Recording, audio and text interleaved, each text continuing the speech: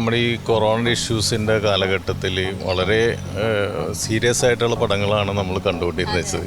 പക്ഷെ ഒന്ന് റിലീഫ് കിട്ടുന്ന ഒരു എൻ്റർടൈനർ എല്ലാവരും ആഗ്രഹിച്ചിരിക്കുന്ന സമയത്താണ് ഇങ്ങനെ ഒരു സിനിമ വന്നത്.